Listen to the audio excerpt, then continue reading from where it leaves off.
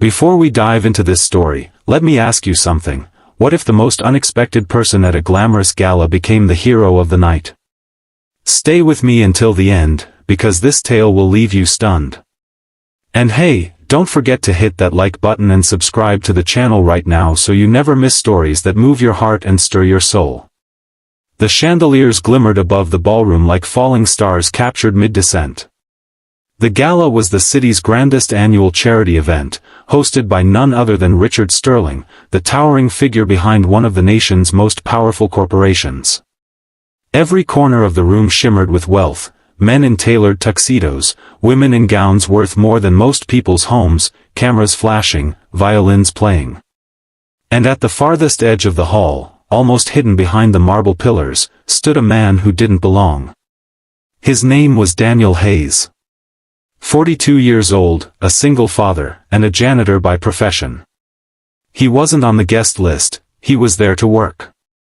His job was to keep the bathrooms polished, the halls spotless, and to slip through the glittering world unnoticed, as though he were invisible. But Daniel wasn't just a janitor. He was a father, raising his only daughter after his wife passed away years ago.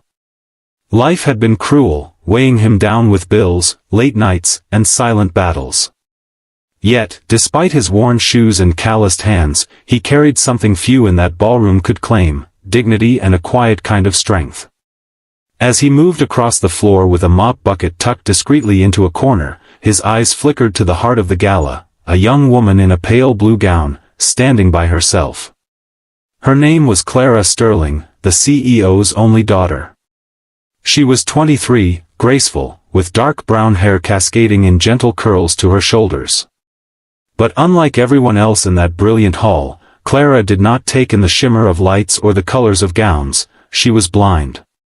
Her eyes, though luminous, carried no sight, and yet she held herself with a kind of soft bravery that made people stare longer than they realized. Clara had grown up in privilege, surrounded by people who either pitied her or used her condition as a reason to shelter her. Tonight was no different. Guests whispered behind fans and champagne glasses. Few dared to speak to her, as though her blindness created an invisible wall. Daniel noticed. His heart clenched as he watched her fingers trace the edge of her glass nervously, her shoulders slightly hunched, as though she wanted to vanish into the crowd. She reminded him of his own daughter, Emily, who was only 10 and often sat quietly at school events while the world ignored her. He knew that feeling of isolation, that silent cry for someone, anyone, to see you. The night moved on with speeches and toasts. Daniel kept sweeping, unseen, but his gaze returned to Clara again and again. Then came the announcement of the dance. The orchestra began to play a waltz, and couples swirled across the floor in practiced elegance. Clara stood by the wall, alone. Her father, Richard Sterling, was busy in conversation with senators and investors, too occupied to notice the way his daughter's lips pressed together tightly, too busy to see the loneliness on her face. And then, something happened no one expected. Clara took a hesitant step forward, tapping her cane lightly against the polished floor. She wanted to join them, to dance, but her hands trembled as she tried to orient herself. A few people noticed and turned away quickly, whispering. Daniel's chest tightened. In that moment, it was as though he could hear his late wife's voice urging him, "Go. She needs someone." Before he could talk himself out of it, Daniel placed his mop aside and walked toward her. The crowd parted slightly, curious. Clara tilted her head, sensing his presence. "Hello?" she asked softly. Daniel's voice was steady, though his heart pounded. "May I have this dance?" Gasps rippled across the room. A janitor? Asking the CEO's daughter to dance? Faces twisted in judgment, some amused, others scandalized. But Clara didn't see their reactions. She only heard the warmth in his voice, the lack of pity. Slowly, she nodded. "Yes," she whispered. Daniel offered his arm, guiding her gently onto the floor. The music swelled, and together they began to move. He counted softly under his breath, 1, 2, 3, 1, 2, 3, so she could follow. His movements were careful, protective, yet graceful. Clara's lips curved into a small smile as she realized she could trust him. For the first time that night, she felt seen, not for her blindness, but for herself. The ballroom grew silent. Whispers stopped. Eyes followed them as they glided across the floor. The janitor and the CEO's blind daughter. A moment that should have been impossible, but somehow, it was beautiful. Clara laughed softly as she spun, the sound light and pure, and Daniel found himself smiling too, forgetting his role, forgetting the stares. But not everyone was silent. Richard Sterling finally noticed. His face hardened, his jaw clenched. The sight of his daughter dancing with a janitor burned his pride. Yet he didn't move, not yet. He simply watched, his eyes unreadable. As the dance ended, applause erupted, not polite, but genuine. People had been touched by what they saw, though many would never admit it aloud. Clara squeezed Daniel's hand. "Thank you," she whispered, her cheeks flushed with happiness. But Daniel didn't know that behind the applause, behind the glittering mask of wealth, a storm was brewing. Because Richard Sterling held a secret, one that tied him to Daniel in a way that would shock every soul in that ballroom before the night was over. The applause faded, but the tension in the room thickened like smoke. Clara stood beside Daniel, her hand resting lightly on his arm, smiling as though she had just been given the gift of sight itself. For her, the dance had been more than steps, it had been freedom. But Richard Sterling's eyes never left Daniel. He moved forward with deliberate steps, his presence commanding silence. The crowd instinctively shifted back, creating a wide circle. "Daniel Hayes," Richard's voice cut through the air like steel. "Step away from my daughter." Gasps broke out. The fact that the CEO knew the janitor's name only fueled the whispers. Daniel's face paled, his hand tightening around Clara's before he gently let go. "Sir, I didn't mean any disrespect," Daniel said quietly. She looked like she needed. She needed? Richard's voice rose. She needed a janitor to make a spectacle of her? In front of senators, investors, and dignitaries? His words were sharp, laced with humiliation. Clara flinched, her smile fading. "No, father," she interrupted firmly. "I needed someone to treat me like a person. And he did." Her voice carried across the hall, soft but unwavering. A murmur of surprise swept through the guests. Daniel bowed his head slightly. "I'll leave," he said. His pride wanted him to stay, but his daughter Emily's face flashed in his mind. He couldn't afford to lose this job, he needed it to provide for her. So, with quiet dignity, he turned to step away. But Richard's words stopped him cold. "You think you can walk away so easily? Do you think I don't know who you are?" The room held its breath. Daniel froze, slowly turning back. "What do you mean?" Richard's jaw tightened. His eyes burned with a mix of anger and something else, fear. "Tell them. Tell them why I know your name. Tell them the truth." Confusion rippled through the crowd. Daniel's brows furrowed. "What truth?" Richard's voice cracked like a whip. "Because your daughter, Emily Hayes, is my granddaughter." The room erupted in shocked cries. Clara gasped, her hand flying to her mouth. Daniel staggered back as though struck. "What are you saying?" he whispered. Richard's face was carved in stone, his eyes glistening with a storm of emotions he could no longer hide. "Years ago, before you married, before you became this janitor, my company made decisions that destroyed lives. One of those lives was your late wife's family. And when she sought help, when she begged me," his voice faltered, and for the first time, Richard Sterling seemed less like a titan and more like a man haunted by guilt.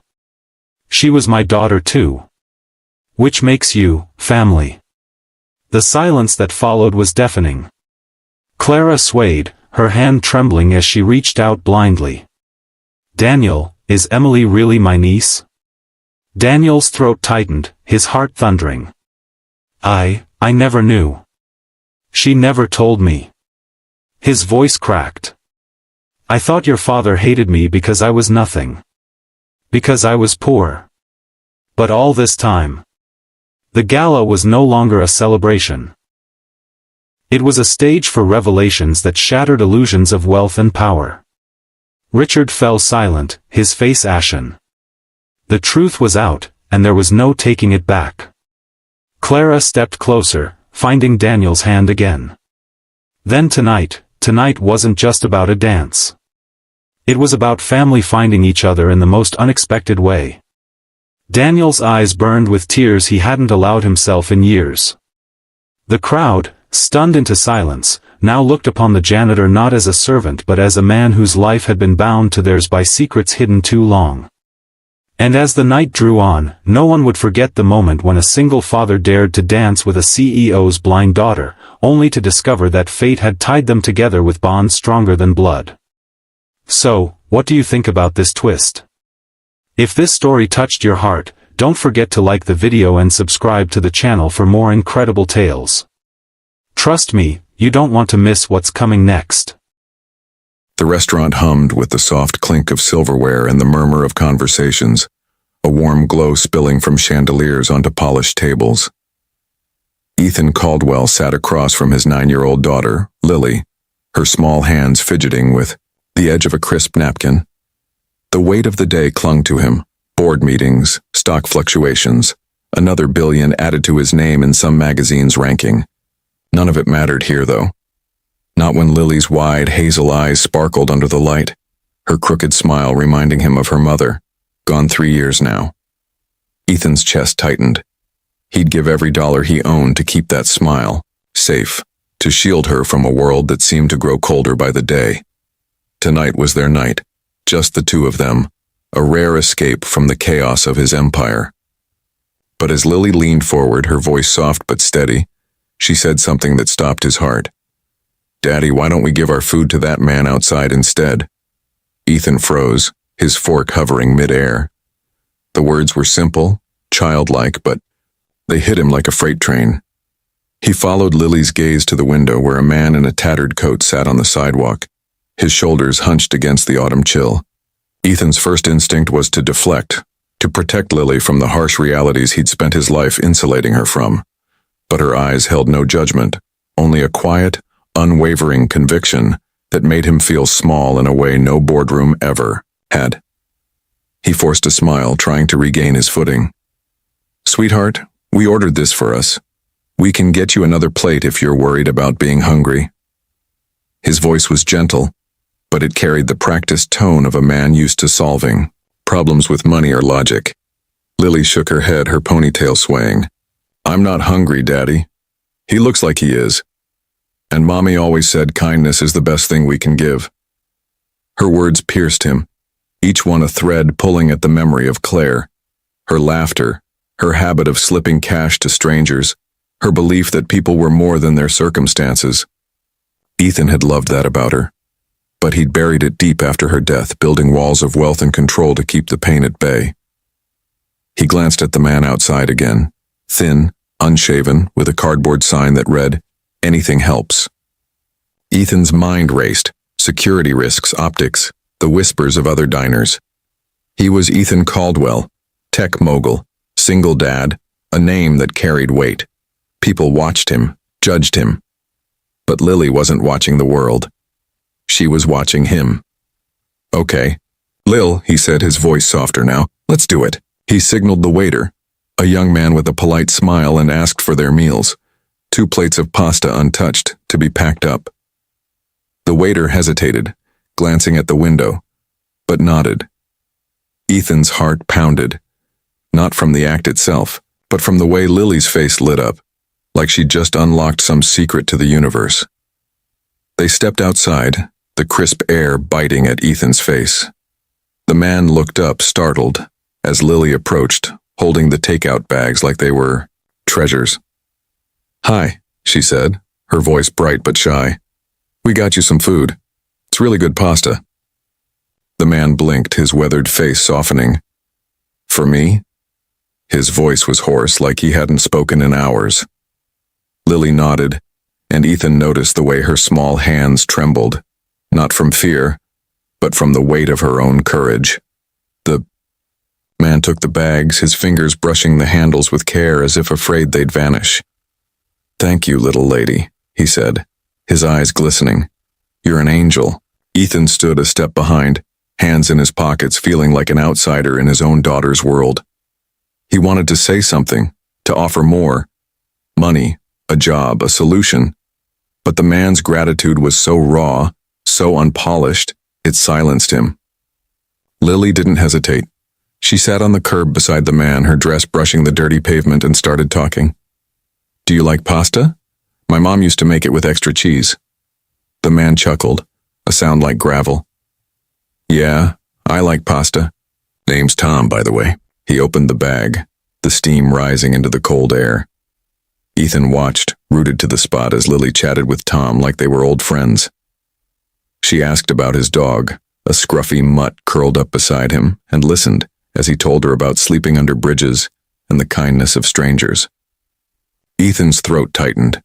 He'd spent years building algorithms to predict human behavior, but nothing prepared him for this. His daughter, fearless and open, connecting with a man the world had forgotten. As they walked back to the car, Lily slipped her hand into his.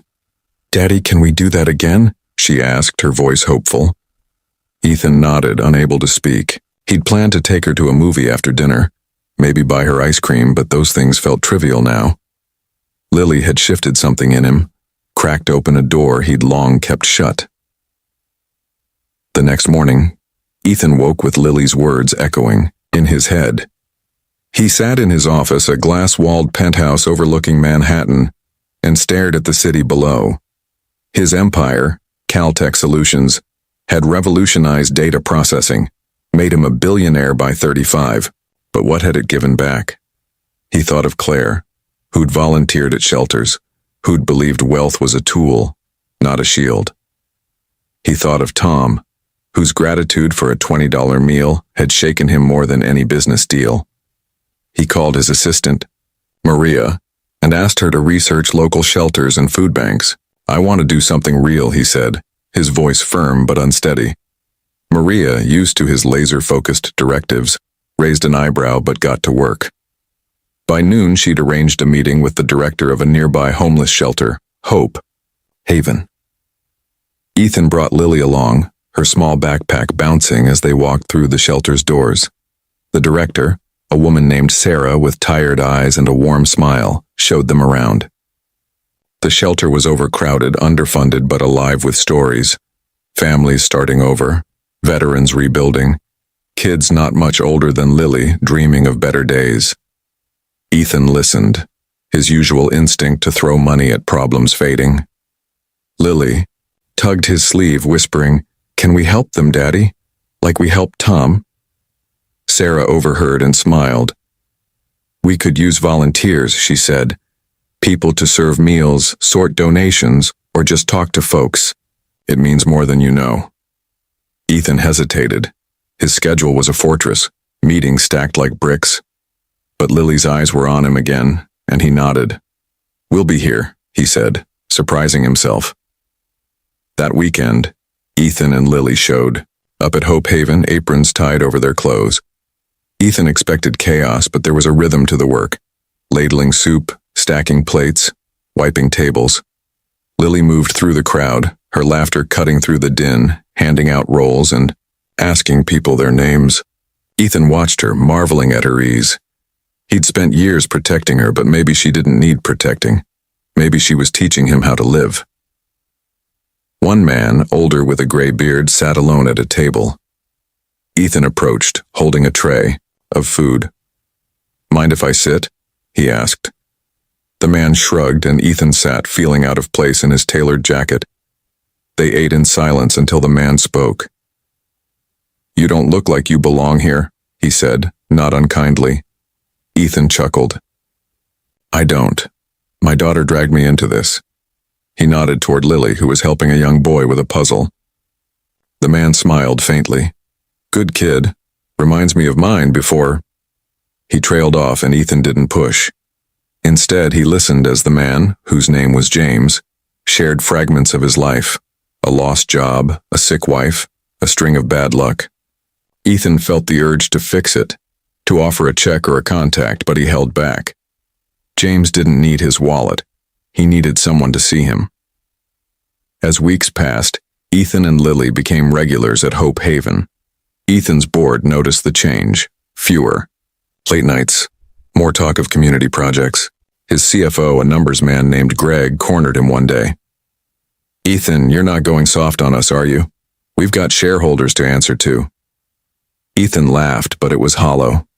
He was starting to see the limits of his wealth. The things it couldn't buy. Connection, purpose, the look in Lily's eyes when she helped someone. One evening, as they served dinner at the shelter, Lily spotted Tom in the line. She ran to him, her face beaming. Tom, you came. Tom grinned, his dog trailing behind. Couldn't miss the best pasta in town, he teased. Ethan watched them, his heart swelling. Later, as they cleaned up, Sarah pulled Ethan aside. You and Lily, you're making a difference here, not just with the food, but with your time. People feel seen. Ethan nodded, his throat tight. It's all her, he said, glancing at Lily, who was sweeping the floor with exaggerated enthusiasm. Sarah shook her head. She got you here, but you're the one showing up. That's not nothing. That night, as Ethan tucked Lily into bed, she looked up at him, her eyes serious. Daddy, do you think Mommy would be proud of us? The question hit like a punch. Ethan swallowed, brushing a strand of hair from her face. Yeah, Lil. She'd be so proud, especially of you. Lily smiled, snuggling into her blanket. I think she's watching, she whispered. And I think she's happy. Ethan kissed, her forehead, his eyes burning. He stepped into the hallway, closing the door softly and let the tears come. For the first time in years, he felt Claire's presence, not as a ghost, but as a warmth, a reminder of who he could be. Lily's one sentence had unraveled him, forced him to see the world through her eyes, and he was better for it. Months later, Ethan launched a foundation through Caltech, funding shelters and job programs across the country. He didn't just write checks. He showed up, Lily by his side, serving meals, listening to stories. The media called it a PR move, but Ethan didn't care. He wasn't doing it for them. He was doing it for Lily, for Claire, for the part of himself he'd almost lost. As he stood in Hope Haven one snowy evening, watching Lily hand out blankets, Ethan realized something. His billions could buy a lot, jets, mansions, influence, but they couldn't buy what Lily had given him, a reason to be human again. And that was worth more than all the wealth in the world. She looked like an ordinary passenger in seat 12F, quiet, reserved, and barely noticed by anyone on the flight. But when turbulence struck and the cabin crew called for help, her calm command revealed something that froze every soldier's heart. Within minutes, the F-22 pilots outside the aircraft stood at full attention, because her call sign wasn't just a name, it was a legend. Stay with me till the end of this story, and don't forget to like this video and subscribe to our channel Kindness Stories for more powerful tales like this one. The hum of the engines was steady, a low vibration that seemed to lull most of the passengers into a quiet, drowsy calm. It was a long transatlantic flight, and the sun was beginning to dip beyond the horizon, painting the clouds with streaks of orange and violet. Most travelers were lost in their screens, headphones, or daydreams. In seat 12F sat a woman who, to anyone's eye, was simply another passenger. Mid-30s, hair neatly tied back, dressed in a dark jacket that looked practical rather than stylish. She had boarded quietly, offered the flight attendant a polite nod, and settled in with a small leather bag that she kept close. No one knew her name. No one asked. She was just a face in the blur of 100 others. But every so often, her gaze drifted to the window, where faint contrails marked the sky. To her, those weren't just lines of vapor. They were memories. They were brothers and sisters in arms. And though she appeared calm, her heart still beat in rhythm to the echoes of a life most of these passengers could never imagine. Her hands, resting on the armrest, carried the faintest tremor, not from fear of flying, but from remembering what it meant to sit inside a cockpit at 30,000 feet, responsible not for her own life alone, but for the safety of countless others below.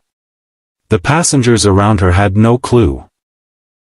In 12E sat a businessman, grumbling softly about the Wi-Fi being too slow. In 12D, a young college student nervously fumbled through notes for a presentation. Across the aisle, a family tried to calm a restless toddler. Ordinary lives, ordinary worries. Only 12F carried a truth extraordinary enough to silence even the roar of an F-22 Raptor. The first sign that the flight would not be ordinary came halfway over the ocean. The captain's voice, calm yet edged with tension, crackled through the speakers. "Ladies and gentlemen, we're experiencing some unexpected turbulence ahead. Please fasten your seatbelts and remain seated." The plane jolted slightly, a ripple of unease passing through the cabin. People muttered, some laughed nervously, others clutched the armrests. But 12F's eyes sharpened. She knew the tone of a pilot's voice. She knew when it was routine and when it was something more. This was something more. As the turbulence worsened, a flight attendant stumbled in the aisle, struggling to maintain composure while helping passengers fasten belts. Then suddenly, the intercom flicked on again. "This is your captain speaking. We have been contacted by military escorts due to a minor technical concern with our transponder. Please do not be alarmed. Everything is under control." Whispers spread instantly. Military escorts? That was not routine. Passengers pressed against windows, trying to glimpse something in the fading light. And then, there they were. Sleek, sharp, and formidable. Two F-22 Raptors sliding into formation alongside the commercial plane. Their silver bodies cut through the dusk like blades of steel. Passengers gasped. Phones came out, snapping shaky photos. The businessman beside her muttered, "What the hell is going on?" The woman in 12F did not move. Her face remained unreadable, but her eyes fixed on the Raptors. Every muscle in her body felt the weight of recognition. She knew the tilt of those wings, the way they held formation like predators guarding their territory. She knew the pilots inside, men and women who lived by codes, who trusted their wingmen more than anyone else in the world. She had been one of them. And then it happened. The plane shuddered sharply, dropping a few feet in a sudden burst of turbulence. Gasps filled the cabin. Someone screamed. Oxygen masks rattled slightly above before steadying again. The captain's voice returned, more strained now. "Ladies and gentlemen, please remain calm. We are working with our escorts to ensure your safety." Passengers panicked, some crying softly, others praying. The flight attendants did their best, but fear spread quickly when the unknown hovered outside your window in the form of fighter jets. That was when the flight attendant nearest to 12F noticed her stillness. Unlike the rest, she wasn't panicking. She wasn't even breathing heavily. She was centered. "Ma'am," the attendant whispered urgently, "are you all right?" For the first time since takeoff, the woman in 12F spoke. Her voice was calm, firm, carrying a weight that made the attendant pause. "I need to speak to the captain. Now." The attendant blinked. I'm sorry, ma'am, passengers can't." "Tell him Valkyrie is on board," she interrupted, her tone leaving no room for question. The attendant frowned, unsure if she had heard correctly. Valkyrie? It sounded like some kind of code word. But something in the woman's eyes made her nod unconsciously. She hurried down the aisle and disappeared into the cockpit. For several long moments, the passengers sat in fearful silence. The woman in 12F kept her gaze out the window, her lips pressing into a thin line. Then the cockpit door opened. The captain himself emerged, his face pale, his eyes wide as they locked onto her. He walked straight down the aisle, ignoring the murmurs, and stopped beside her seat. "Ma'am," he said in a voice that trembled with disbelief. "Is it true? Are you Valkyrie?" Her eyes flicked up, steady and unflinching.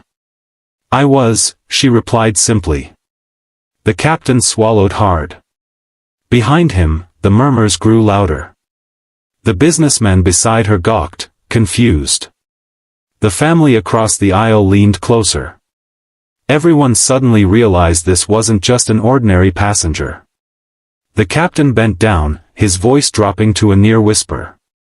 The Raptors outside, when they heard the call sign, they asked if it was real. If you were really here. They want confirmation. For the first time, a small flicker of emotion crossed her face. A softness, tinged with memory. She turned back toward the window, her gaze falling on the Raptors gliding beside them, their afterburners faintly glowing in the dimming sky. She raised her hand slightly, palm open toward the glass, as though reaching out to an old friend. "Tell them Valkyrie is home," she said quietly. The captain nodded, his throat tight. He hurried back to the cockpit. Moments later, the F-22s shifted. They dipped their wings in unison, a gesture of honor, respect, and recognition. The passengers gasped again, this time not in fear, but in awe. None of them understood why the most elite pilots in the world were saluting a woman in seat 12F, but they could feel it.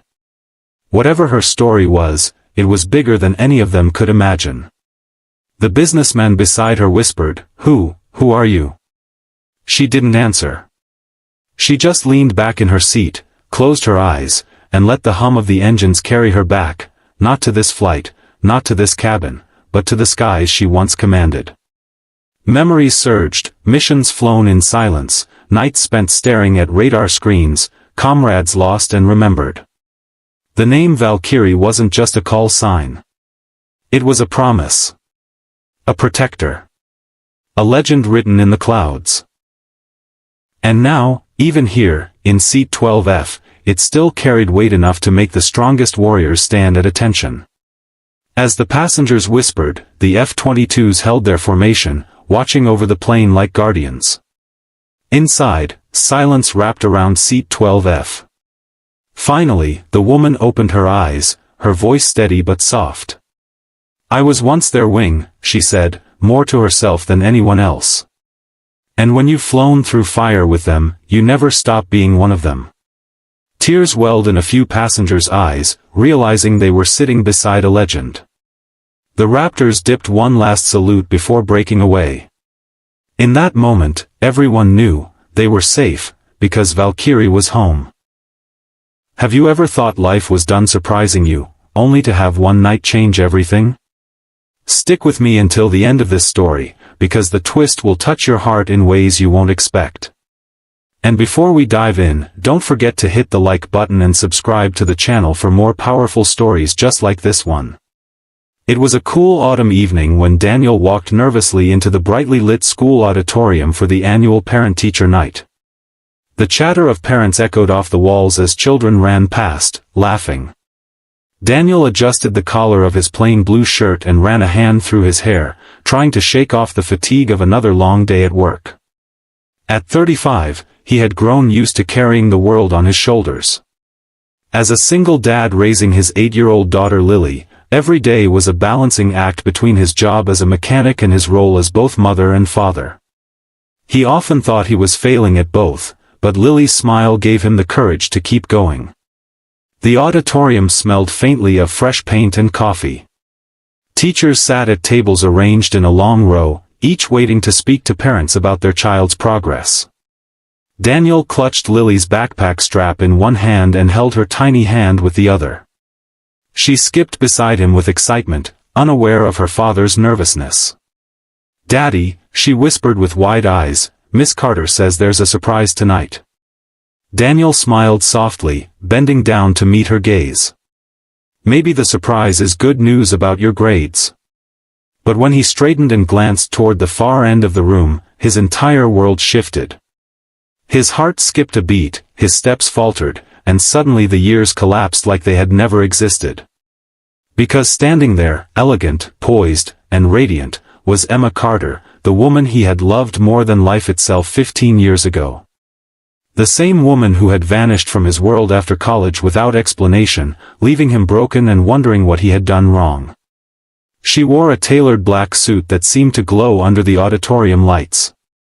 Her chestnut brown hair, once worn in a carefree ponytail, now cascaded over her shoulders in soft waves. But her eyes, those same hazel eyes he had memorized years ago, still carried warmth, even if framed by the determination of a woman who had fought her way to the top. Emma was no longer just the girl next door he once dreamed of marrying. She was now Emma Carter, CEO of one of the fastest-growing tech firms in the city. Daniel didn't know this yet. To him, she was simply Emma, his first love, his heartbreak, his unfinished story. Their eyes met across the room. For a moment, everything else faded, the chatter, the laughter, the fluorescent lights. It was as if time had folded back on itself and brought them both to that moment under the stars when they had first kissed as teenagers. Emma froze, her lips parting ever so slightly in surprise. Daniel quickly looked away, his heart pounding in his chest, unsure whether to smile, run, or pretend he hadn't seen her at all. Lily tugged at his hand. "Daddy, come on. That's Miss Carter, my teacher. She's the surprise." The name hit him like a wave. Miss Carter. His Emma. The universe wasn't just playing games, it was writing a story he hadn't expected.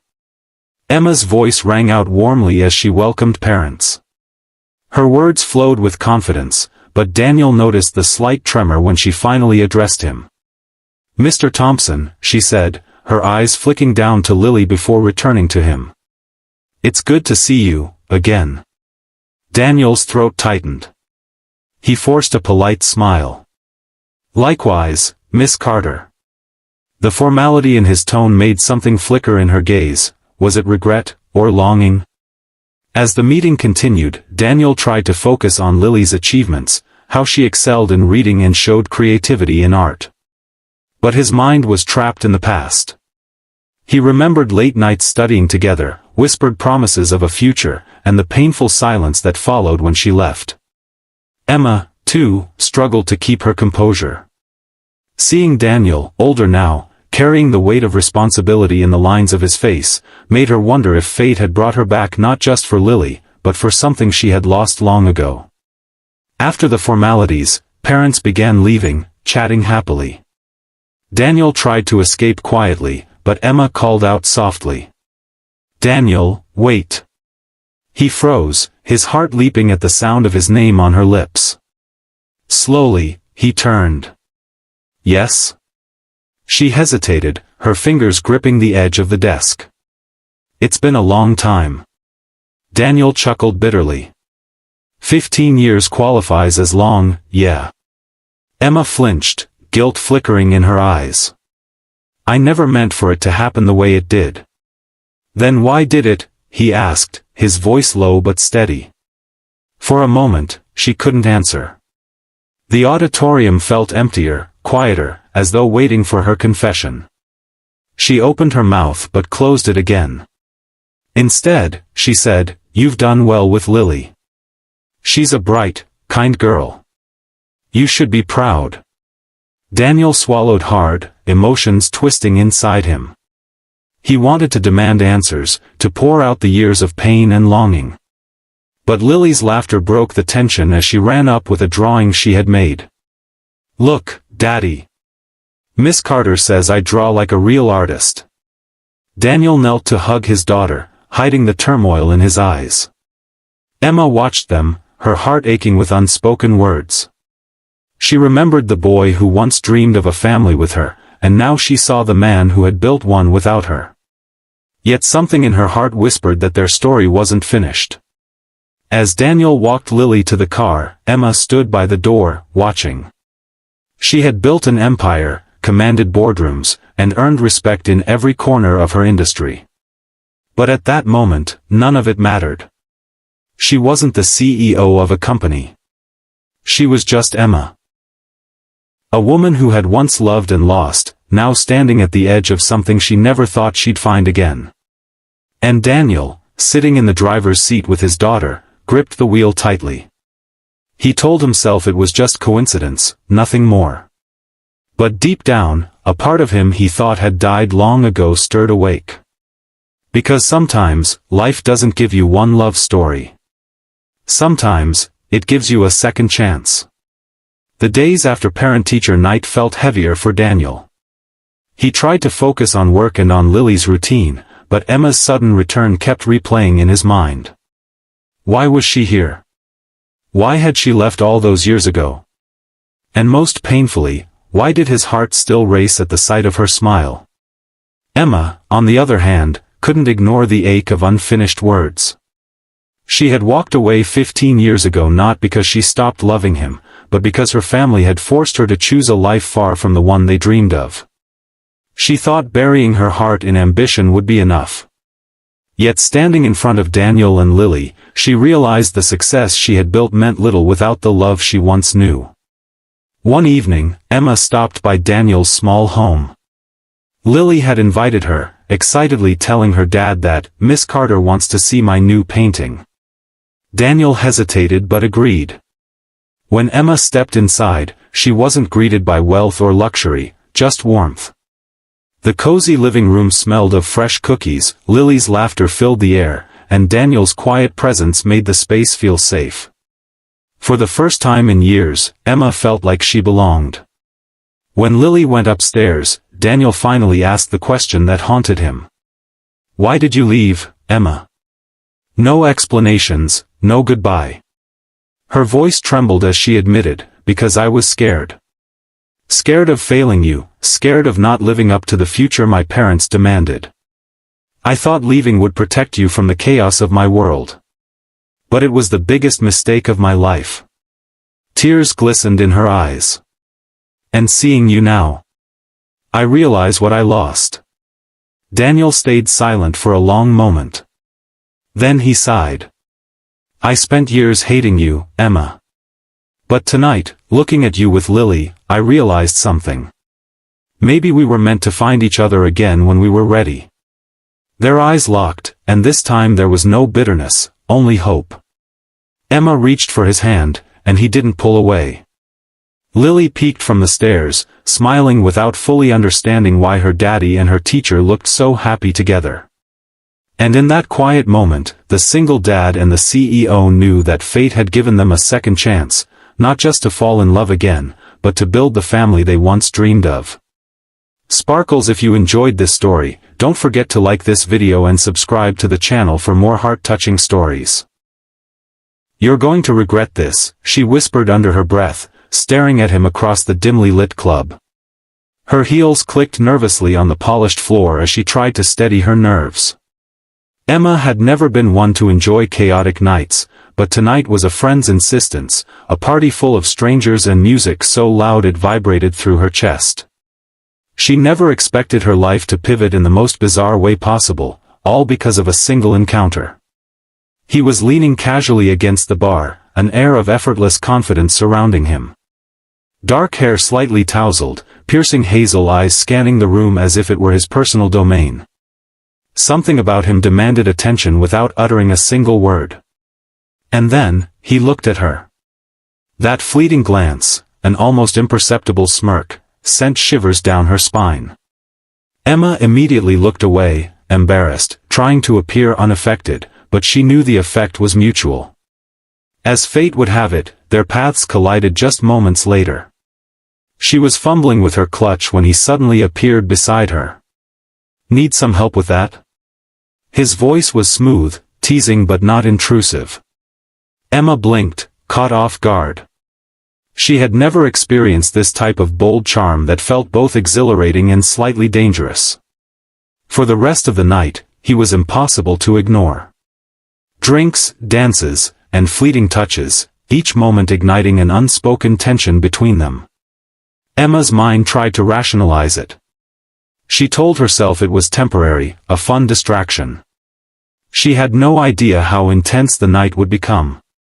By the time the party ended, she was laughing harder than she had in months, her body pressed against him during their final slow dance. He leaned close, whispering something that made her heart leap, though she couldn't remember the words. The night ended with a fleeting kiss, tender yet charged, a promise of something undefined. She left, dizzy and distracted, not even catching his name. All she knew was the feeling. Electric, intoxicating, impossible to forget.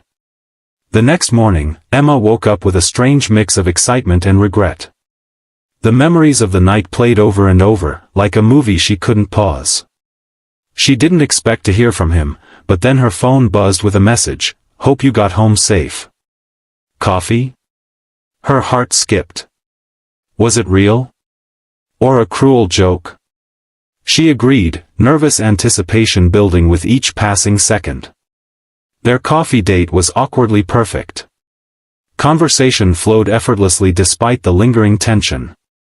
Laughter, shy smiles, and stolen glances. Emma felt herself letting go of caution, swept up in an inexplicable pull she couldn't explain. He was magnetic, charming, and maddeningly elusive. Just as the day felt like it was perfect, he disappeared, leaving her with a lingering sense of longing and confusion. Emma returned to her life the following morning, determined to focus on work, on reality. She had a modest job at a marketing firm, nothing glamorous, nothing that connected with the glittering world she had glimpsed just the night before. But little did she know, reality had a way of colliding with fantasy in the most unexpected ways. The next day, Emma arrived at the office, unaware that the universe was about to turn everything upside down. She was busy sorting through emails when a tall, impeccably dressed man entered the office. Her eyes widened as she froze. He was holding something in his hand, an oddly familiar piece of clothing. And then it hit her, the unmistakable familiarity of lace and silk. Her jaw dropped as the realization sank in. The man holding the panties wasn't just a stranger from the club, he was now her boss. The new billionaire owner of the company she worked for. Her heart raced uncontrollably. How could this be happening? She wanted to run, to hide, but curiosity and disbelief anchored her in place. He looked up from the document in his hand, and his eyes met hers, an unreadable expression playing across his face. That smirk, the same one from the club, returned, tinged with amusement and something deeper, something almost personal. Emma's mind was a whirlwind.